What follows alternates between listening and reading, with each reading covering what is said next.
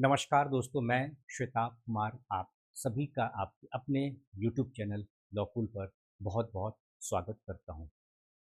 साथियों, आज के इस सेशन की शुरुआत करने से पहले मैं आपको एक एग्जाम्पल के माध्यम से समझाऊंगा कि इस सेशन को लाने के पीछे मेरा उद्देश्य क्या है। उसके बाद फिर मैं इस सेशन को शुरू करूंगा, तब आपको सारी बातें बेहतर तरीके से समझ में आएगी। मान लीजिए कि एक्स नाम का एक व्यक्ति है, ठीक है। एक्स ने क्या किया? एक्स ने एक जमीन यहाँ पे खरीदा और यह पूरा उसका यह प्लॉट है, ठीक है। यह प्लॉट है। उसके बाद एक्स ने यहाँ पर अपने लिए मकान बनवाया। उसके बाद एक्स के मकान का यह मेन दरवाजा है, एंट्रेंस, ठीक है। और अपने इस मकान तक पहुंचने के लिए एक्स के द्वारा जो अप्रोचिंग रोड का इस्तेमाल किया जा रहा है वह अप्रोचिंग रोड यह है। कोई दिक्कत नहीं। और यह अप्रोचिंग रोड इस यह जो मुख्य मार्ग है, ठीक है, इस मुख्य मार्ग में जो मेन सड़क है उसमें आके यह जो अप्रोचिंग रोड है यह इसमें कनेक्ट होता है, ठीक है। सब कुछ बढ़िया, कहीं कोई दिक्कत वाली बात नहीं। अब समस्या कहां पर है, अब वह देखिए। वाई आता है एक दिन, ठीक है। वाई जो है आता है और वाई कहता है एक्स से कि साहब यह पूरा जो है प्लॉट यह मेरा है। वाई आता है और एक्स से कहता है कि यह पूरा प्लॉट मेरा है। तो आप इस प्लॉट का रास्ते के रूप में कैसे इस्तेमाल कर रहे हैं? आपने मुझसे पूछा, मेरा परमिशन आपने लिया, और वाई ने यह भी कहा एक्स से कि जैसे आपने प्लॉट को खरीदा है, परचेज किया है, वैसे ही मैंने भी इस जमीन को खरीदा है। और जैसे आपके पास आपकी जमीन का कागजात है, वैसे मेरे पास भी इस पूरी जमीन का पूरा रकबा जो एरिया है उसका कागजात है। तो आप मेरे जमीन का इस्तेमाल रास्ते के रूप में कैसे कर सकते हैं? इस पर तो मैं मकान बनाऊंगा, और मैं अब यह जो रास्ता है इस रास्ता को मैं रोक रहा हूँ, बंद कर रहा हूँ, है ना। और आप यहाँ से अब नहीं आ जा सकते हैं। साफ मना कर दिया वाई ने एक्स को, आप नहीं आ जा सकते हैं। मैं यहाँ पर पूरा बाउंड्री करके, या पूरा जो है जगह इसको बाउंड्री करके मैं घेर दूंगा, ठीक है। वाई ने कहा। अब एक्स क्या है? एक्स यहाँ पर परेशान। एक्स जो है यहाँ पर निश्चित तौर पर लाजमी बात है कि भाई अब कोई दूसरा वैकल्पिक रास्ता है ही नहीं, कोई ऑप्शन ही नहीं है एक्स के पास कि वह अपने इस मकान तक पहुंचे। कैसे आएगा जाएगा? बात भी सही है।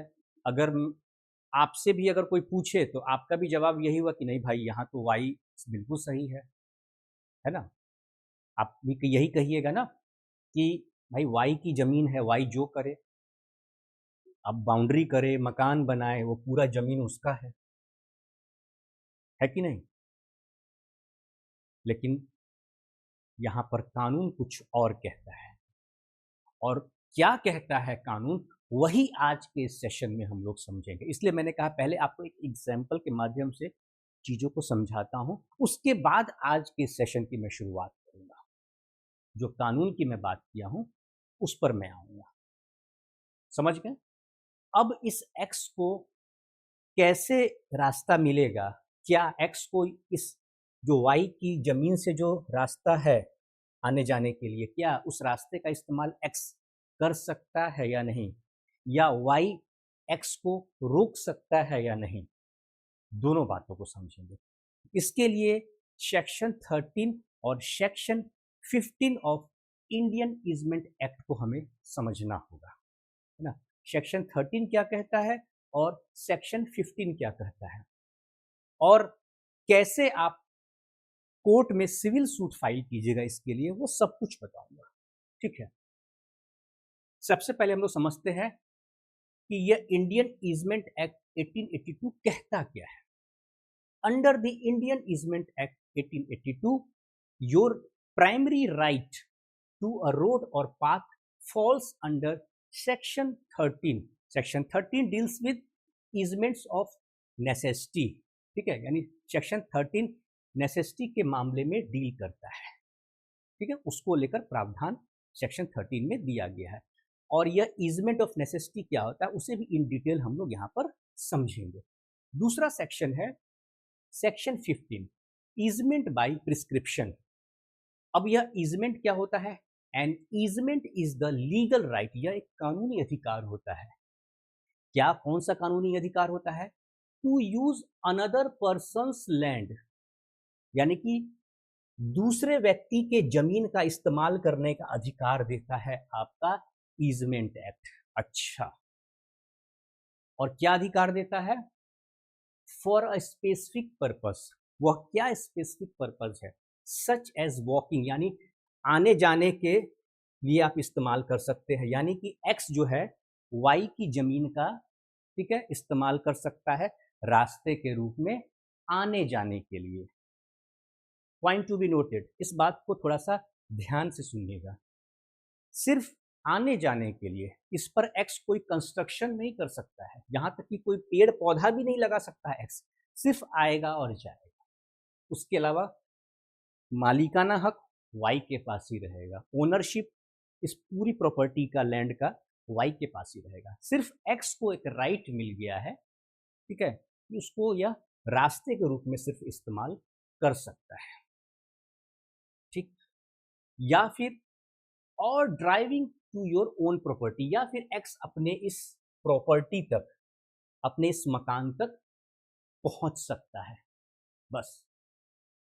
तो वाई की प्रॉपर्टी का इस्तेमाल एक्स के द्वारा सिर्फ आने जाने के लिए या अपने मकान तक पहुंचने के लिए किया जा सकता है, और इसके अलावा एक्स को कोई अधिकार नहीं है। तो यह बात तो यहाँ पर कंफर्म हो गया कि एक्स को अधिकार है, एक्स को यह राइट है, जो वाई की जो प्रॉपर्टी है, जो यह जमीन का इतना हिस्सा जो रास्ते के रूप में इस्तेमाल एक्स के द्वारा किया जा रहा है, वह इस्तेमाल कर सकता है, और वाई उसे इस बात के लिए मना नहीं कर सकता है, उसका रास्ता बंद नहीं कर सकता है। यही बात कहता है section 13 of easement of necessity. अब यह ईजमेंट ऑफ नेसेसिटी का अधिकार आपको कब मिलता है? तो देखिए, वैसी स्थिति में जो आपकी प्रॉपर्टी है लैंड लॉक्ड है, तो बिल्कुल यह जो प्रॉपर्टी है एक्स की, यह क्या है? यह लैंड लॉक्ड है। इसको आने जाने के लिए एकमात्र रास्ता है, और कोई रास्ता, वैकल्पिक रास्ता एक्स के पास है ही नहीं। तो यह प्रॉपर्टी, नेचर ऑफ लैंड क्या हो गया? प्रॉपर्टी लैंड लॉक्ड हो गया। कहीं से भी एकमात्र रास्ता है उसको कि वह वाई के जमीन से ही आ जा सकता है, वाई की प्रॉपर्टी को ही वह रास्ते के तौर पर इस्तेमाल कर सकता है। This applies if your property is land locked and you have absolutely no other way to reach the main public road. जो मेन पब्लिक रोड है, जो एक्स जो इस्तेमाल कर रहा है, इस मेन पब्लिक रोड पर पहुंचने के लिए यही एकमात्र रास्ता है, दूसरा कोई रास्ता नहीं है। तो यहां पर एक्स को सेक्शन 13 में, section 13 of Indian easement act के तहत राइट है, यह अधिकार है, कानूनी अधिकार है कि वह वाई के जमीन का इस्तेमाल आने जाने के लिए कर सकता है।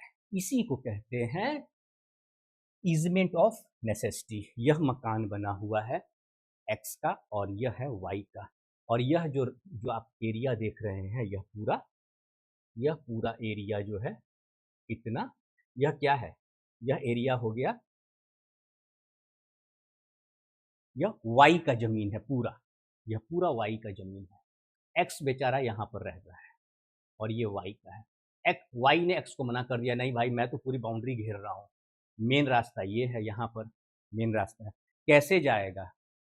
है कि नहीं, कोई दूसरा रास्ता नहीं है। तो कानून क्या कहता है कि नहीं नहीं, वाई जो है एक्स का रास्ता नहीं रोक सकता है, भले ही वो वाई की जमीन ही क्यों ना हो। इसका क्या मतलब है भाई? इसको कानून अधिकार देता है, सेक्शन 13 अधिकार देता है। The law says you have a legal right to a path through your neighbour's property, जो आपके नेबर हैं, जो आपके पड़ोसी हैं, उनके प्रॉपर्टी से भी आप आ जा सकते हैं। क्यों आ जा सकते हैं? क्योंकि आपके पास कोई दूसरा रास्ता नहीं है और कानून कहता है ईजमेंट ऑफ नेसेसिटी के तहत कि आपका पड़ोसी आपको मना नहीं कर सकता है। As your land can not be used without it, क्योंकि आप अपनी जमीन का इस्तेमाल ही नहीं कर पाइएगा, आपको रास्ता ही नहीं मिलेगा, अप्रोचिंग रोड मिलेगा ही नहीं, तो फिर आपकी जो प्रॉपर्टी है, जो आपका मकान है, उसका आप इस्तेमाल कैसे कीजिएगा? इसलिए ये अधिकार मिला है। फर्दर सेक्शन 13 क्या करता है? It protects the right of access where there is no other possible route, दूसरा कोई रूट ही नहीं है, सिंगल एक ही रास्ता है, यह एकमात्र विकल्प है यहाँ पर, इसी का इस्तेमाल एक्स के द्वारा किया जा सकता है। ये पूरा ऐसे ऐसे रास्ता है और ये मेन रास्ता में मिल गया। तो यह हो गया आपका सेक्शन 13 जो बात करता है ईजमेंट ऑफ नेसेसिटी। ठीक है, अब देखिए फिर से और बताता हूं, यह easement is the legal right to use another person's land. Easement जो एक लीगल राइट है वह क्या कहता है कि आप किसी दूसरे व्यक्ति के जमीन का इस्तेमाल कर सकते हैं। ठीक है, और किस चीज के लिए इस्तेमाल कर सकते हैं? For a specific purpose such as walking, यानी आने जाने के लिए, पैदल चलने के लिए, और driving to your own property, या फिर अपने मकान तक, अपनी प्रॉपर्टी तक, अपने जमीन तक पहुंचने के लिए। जैसे यह, फिर से मैं एग्जांपल समझा रहा हूं, यह है एक्स का मकान और यह है वाई का मकान। एक्स का मकान यहाँ बना हुआ, एक्स जो आता जाता है ऐसे करके और इधर से जाता है, और फिर मुख्य सड़क है, मेन सड़क मिलता है। ये क्या किया, वाई ने घेर दिया, बाउंड्री कर दिया, देख रहे हैं, पूरा बाउंड्री कर दिया। तो ये वाई नहीं कर सकता है, वाई एक्स को आने जाने से नहीं रोक सकता है। अगर ऐसा करता है तो इसके लिए एक्स को अधिकार है कि वह सिविल कोर्ट में सूट फाइल कर सकता है। तो पहला कहाँ फाइल करेगा? तो वो सेक्शन 13 में सीधा सीधा जाएगा, क्योंकि उसको कोई अल्टरनेट रास्ता नहीं है। तो एक्स कहाँ जाएगा? सेक्शन 13 में जाएगा, ईजमेंट ऑफ नेसेसिटी। ठीक है, अब आता है ईजमेंट बाय प्रिस्क्रिप्शन। क्या आता है? तो ईजमेंट बाय प्रिस्क्रिप्शन आता है, इसको भी समझ लेते हैं हम लोग। अब ईजमेंट बाय प्रिस्क्रिप्शन क्या कहता है? This applies if you have used a specific road or path through someone else property. आप किसी रास्ते को इस्तेमाल कर रहे हैं, ठीक है, और वह रास्ता जो है किसी दूसरे के जमीन पर आता है, ठीक है, किसी के प्राइवेट लैंड से आप आ जा रहे हैं, ठीक है, और उसे आप रास्ते के रूप में इस्तेमाल कर रहे हैं विगत 20 वर्षों से, 20 ईयर्स या मोर, यानी 20 वर्षों से या फिर 20 वर्षों से ज़्यादा से अगर आप इस्तेमाल कर रहे हैं, तब आपको अधिकार मिलता है ईजमेंट बाय प्रिस्क्रिप्शन। भले ही आपके पास एक अल्टरनेट रास्ता ही क्यों ना हो, लेकिन अगर आप 20 साल या 20 साल से ज़्यादा किसी दूसरे व्यक्ति के प्राइवेट जो लैंड है उसका इस्तेमाल आप रास्ते के रूप में कर रहे हैं, तब आपको यह अधिकार मिलता है कि आप उस रास्ते का इस्तेमाल कर सकते हैं। कंडीशन क्या है? 20 ईयर्स और मोर, 20 साल या 20 साल से ज़्यादा उसको रास्ते के रूप में इस्तेमाल किया जाना होना चाहिए, पहली शर्त यही है। ठीक है ना? दूसरी बात, उस रास्ते का इस्तेमाल ओपनली हो, यानी सबकी जानकारी में हो। उसका पीसफुली हो, यानी कि किसी प्रकार का कोई ऑब्जेक्शन नहीं हो। 20 साल या 20 साल से ऊपर आप शांतिपूर्वक तरीके से किसी के प्राइवेट प्रॉपर्टी जो है, उसका लैंड है, किसी का निजी ज़मीन है, उसको रास्ते के रूप में आप इस्तेमाल कर रहे हैं, कोई रोक टोक नहीं है ज़मीन के मालिक के द्वारा, ठीक है, और उनकी जानकारी में भी है, या फिर कोई रोक टोक नहीं है किसी प्रकार का, तो वैसी स्थिति में क्या होगा? It becomes your permanent legal right. वहाँ पर आपका कानूनी अधिकार मिल जाता है आपको, आप आ जा सकते हैं। ये रास्ता है, ठीक है, यह किसी के निजी जमीन से जा रहा है, यह रास्ता लोग आ जा रहे हैं 20 साल, 20 years, continuous use for 20 years और मोर, 20 साल या 20 साल से ज़्यादा रास्ते के रूप में इस जमीन का इस्तेमाल हो रहा है, तो आपको अधिकार मिलता है कि आप इसे रास्ते के रूप में इस्तेमाल कर सकते हैं। जो ज़मीन के मालिक हैं, भले ही उनका यह निजी ज़मीन ही क्यों ना हो, ये थोड़ी कहेंगे कि नहीं सरकारी ज़मीन थोड़ी, मेरा प्राइवेट है, नहीं, आपको अधिकार देना पड़ेगा, आप आने जाने से नहीं रोक सकते हैं। रोकिएगा तो सेक्शन 15 में जो अगला व्यक्ति है, ठीक है, जो एग्रीव्ड है, वह आपके खिलाफ कोर्ट में सिविल सूट फाइल कर सकता है, सेक्शन 15, जो कि उसको अधिकार देता है ईजमेंट बाय प्रिस्क्रिप्शन। अब समझ में आ गया? अब सूट कैसे फाइल करेंगे उससे पहले समझ लेते हैं कि सेक्शन 15 कहता क्या है। It protects a right of वे, वह आपके जो रास्ता का अधिकार है उसको प्रोटेक्ट करता है, उसको संरक्षित करता है। That has been acquired through long uninterrupted use, बिना किसी रोक टोक के आप उसको रास्ते के रूप में इस्तेमाल कर रहे हैं। कब से? यूज ओवर 20 ईयर्स और मोर, यानी 20 साल या 20 साल से ज़्यादा से आप इस्तेमाल कर रहे हैं। लेकिन एक बात का ध्यान रहे, जो ईजमेंट है, an easement does not transfer ownership of the land, it only gives the right to use the land for a specific purpose. देखिए, मालिकाना हक तो जो व्यक्ति है वाई उसी का रहेगा, एक्स का मालिकाना हक नहीं। एक्स का एक लिमिटेड उस पर राइट रहेगा, मालिकाना हक नहीं रहेगा, राइट रहेगा, अधिकार रहेगा। अधिकार क्या रहेगा कि भाई रास्ते के तौर पर वो इस्तेमाल कर सकता है वाई के जमीन का, बस इससे ज्यादा नहीं। ये नहीं कि आप उस पर कंस्ट्रक्शन कर रहे हैं, आप एक छोटा सा पौधा भी नहीं लगा सकते हैं, ये याद रखिएगा, ठीक है। अब सूट कैसे फाइल करना, how to file a suit for establishing for your easement right of way. तो देखिए इसमें क्या है, सेक्शन 34 है, सेक्शन 34 के साथ सेक्शन 38। सेक्शन 34 में क्या है, आपको डिक्लेरेटरी सूट फाइल करना होता है। उसके बाद रीड विद सेक्शन 38। सेक्शन 38 क्या कहता है, फॉर अ परमानेंट इंजंक्शन, ठीक है, परमानेंट इंजंक्शन के लिए आप फाइल कीजिएगा। उसके साथ साथ order 39 rule 1 and 2 of the CPC, code of civil procedure, इसके तहत क्या है, आपको टेम्पररी इंजंक्शन कोर्ट के द्वारा दिया जाएगा। अब ये टेम्पररी इंजंक्शन में आपको क्या मिलेगा, for a temporary injunction to stop blocking the path right now. उसमें क्या है कि मान लीजिए सामने वाला व्यक्ति ईटा से जोड़ दिया, पूरा रास्ता ब्लॉक कर दिया, बाउंड्री उठा दिया, ठीक है, या किसी भी तरीके से आपको आने जाने से रोक रहा है, तो वह जो रोक लगाया गया है उसे हटाया जाएगा जब तक मामले की सुनवाई चल रही है। और जब जजमेंट आ जाएगा उसके बाद तो आपको अधिकार न्यायालय के द्वारा दिया जाएगा कि नहीं, आप रास्ते के तौर पर इस्तेमाल कर सकते हैं अमुक व्यक्ति के निजी जमीन का, और आपको क्या होगा, परमानेंट इंजंक्शन भी कोर्ट के द्वारा मिल जाएगा। यहाँ पर परमानेंट इंजंक्शन का मतलब यह हुआ कि जो रास्ता आपका ब्लॉक किया गया है वो हटा दिया जाएगा परमानेंटली, हमेशा के लिए, ठीक है।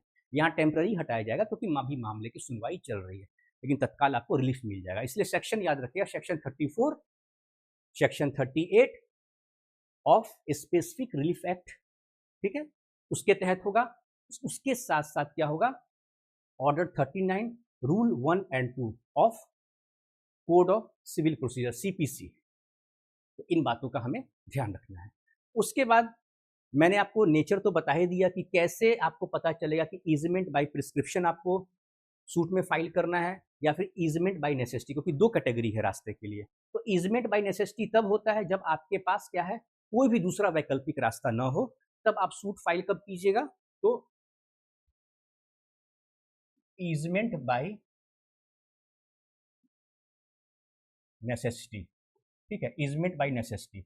ये किस चीज के तहत आता है, तो ये आता है आपका सेक्शन 13। जब आपके पास कोई भी वैकल्पिक रास्ता नहीं है, कोई भी दूसरा अल्टरनेट रास्ता नहीं है, बस एक ही रास्ता है ना, उसके अलावा और कोई रास्ता नहीं है, तो उस एकमात्र रास्ते के लिए अगर आपको कोर्ट में मुकदमा करना है, सूट फाइल करना है, तब आप कीजिएगा ईजमेंट बाय नेसेसिटी सेक्शन 13 के तहत, ठीक है। उसके बाद अगर आपके पास भले ही वैकल्पिक रास्ता क्यों ना हो, लेकिन आपको उस रास्ते पर भी दावा करना है जिसका इस्तेमाल आप 20 ईयर्स और मोर, 20 साल या 20 साल से ज़्यादा कर रहे हैं, ठीक है, और शांतिपूर्वक तरीके से कर रहे हैं, सभी के जानकारी में यह बातें हैं, तब वैसी स्थिति में आप क्या कीजिएगा, आप ईजमेंट बाय प्रिस्क्रिप्शन, ठीक है, ईजमेंट बाय प्रिस्क्रिप्शन के तहत आप सूट फाइल कीजिएगा, ठीक है।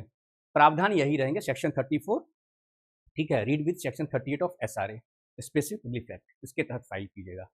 अब एसेंशियल जो इंग्रेडिएंट्स हैं सूट के उसको समझ लेते हैं। तो देखिए, under section 34 of the specific relief act a court will only grant a declaration if you can prove, आपको प्रूफ क्या करना है, एक लीगल राइट। लीगल राइट में क्या प्रूफ करना है, you own the dominant property that needs access. देखिए, यह मकान या जमीन आपका है, यह आपको प्रूफ करना होगा। पहली बात, कैसे प्रूफ कीजिएगा वो भी बताऊंगा। उसके बाद आपको यह बताना पड़ेगा कोर्ट में कि जो आपका पड़ोसी है, जो नेबर हैं आपके, जो डिफेंडेंट बनेंगे, सिविल केस में क्या होता है, आप प्लेंटिफ जो मुकदमा करते हैं उनको प्लेंटिफ कहते हैं और जिनके ऊपर मुकदमा होता है उनको डिफेंडेंट कहते हैं। तो जो आपके पड़ोसी हैं वो डिफेंडेंट होंगे और आपको यह कोर्ट को बताना होगा कि आपके जो नेबर हैं ही हैज़ डिनाइड और is trying to deny your right of way, वो आपको आने जाने से रोक रहे हैं या उसका प्रयास कर रहे हैं, ये आपको बताना पड़ेगा। फर्दर क्या है, further relief under section 34 you must also ask for an injunction to stop them from blocking the path. आप इंजंक्शन के लिए, जैसा मैंने आपको बताया, उसके लिए आप यहाँ पर जो है सेक्शन 34 में प्रेयर करेंगे, इंजंक्शन के लिए करेंगे, ठीक है। उसके बाद you can not ask for a near declaration, सिर्फ एक डिक्लेरेशन के लिए नहीं कीजिएगा, आप उसको परमानेंटली फिक्स करने के लिए आपको इंजंक्शन, परमानेंट इंजंक्शन के लिए भी आपको प्रेयर साथ में करना होगा, ठीक है। उसके बाद जो इंपॉर्टेंट लीगल टर्म्स हैं उनको भी देख लीजिए। जैसा कि मैंने आपको बताया section 15 of the Indian easement act क्या कहता है, it defines the requirements for acquiring a prescriptive easement the 20 years continuous use rule, इसको आप ध्यान में रखिएगा, ठीक है। You must prove your legal right, ownership, use and necessity, आपको ओनरशिप अपना स्टेब्लिश करना पड़ेगा, रास्ते का क्या यूज है, क्या पर्पस है वो, और जो नेसेसिटी है वो भी आपको यहाँ पर बताना होगा, ठीक है। उसके अलावा cause of action, cause of action में क्या है, राइट टू पाथ और ऑब्स्ट्रक्शन बाय डिफेंडेंट, यह आपको बताना होगा। साथ में आपको क्या है, सेक्शन 34 और सेक्शन 38 इसको कंबाइन करके सूट फाइल करना पड़ेगा। Always combine declaration section 34 and injunction section 38। उसके अलावा टेम्पररी इंजंक्शन के लिए आपको ऑर्डर 39, रूल 1 एंड 2 सीपीसी में आपको टेम्पररी इंजंक्शन के लिए प्रेयर करना होगा। It protects your right immediately, तुरंत आपको तत्कालिक जो है आपको इसमें रिलीफ मिलेगा, यह आपको बताना। यह भी आपको प्रूफ करना है कि you should maintain continuous and peaceful use of the path and keep strong evidence, इसके लिए आपको एविडेंस भी अपने पास रखना होगा। अब देखिए, इसके लिए जो सूट आप फाइल कीजिएगा, मुकदमा कीजिएगा, उसमें जो आप एप्लीकेशन कोर्ट में फाइल करते हैं उसको क्या कहा जाता है, प्लेंट कहा जाता है। क्या कहा जाता है, प्लेंट।